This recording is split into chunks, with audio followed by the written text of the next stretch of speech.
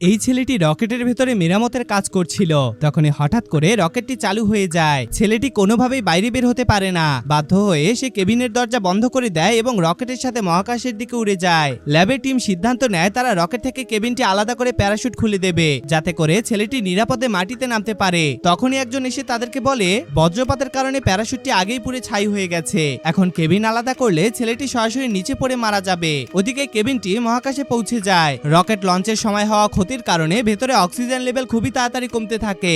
অক্সিজেনের অভাবে ছেলেটির হ্যালুসিনেশন হতে থাকে এবং এক পর্যায়ে সে নাচতে শুরু করে। তখনই জ্যাক নামের এক বিজ্ঞানী ছেলেটির গতি আর দিক হিসেব করে। সে কাছের একটা স্যাটেলাইট হ্যাক করে এবং সেটার থ্রাস্টার দিয়ে কেবিনটিকে পৃথিবীর বায়ুমণ্ডলের দিকে ঠেলে দেয়। বায়ুমণ্ডলে আসতেই ছেলেটি অক্সিজেন পায় এবং তার জ্ঞান ফিরে আসে। কিন্তু তখনই প্রেসারের কারণে কেবিনের দরজা খুলে যায় এবং ছেলেটি বাইরে ছিটকে সোজা নিচের দিকে পড়তে থাকে। বিজ্ঞানীদের হিসেব অনুযায়ী টিম সিদ্ধান্ত নেয় যে একজনকে বিমান থেকে লাফ দিয়ে ছেলেটিকে মাঝ আকাশেই ধরতে হবে। জন নামের একজন তাড়াতাড়ি প্যারাশুট পরে বিমান থেকে নিচে লাফ দেয়। সে মাঝ আকাশে ছেলেটিকে দেখতে পায় এবং তার দিকে এগিয়ে যায়। তারা একেবারে হাত ধরে ফেলে, কিন্তু বাতাসের তীব্র গতির কারণে হাত ছুটে যায় এবং তারা আলাদা হয়ে যায়। জনের কাছে আর কোনো উপায় ছিল না, তাই সে নিজের প্যারাশুট খুলে দেয়। ছেলেটি খুব তাড়াতাড়ি সমুদ্রের দিকে পড়ছিল।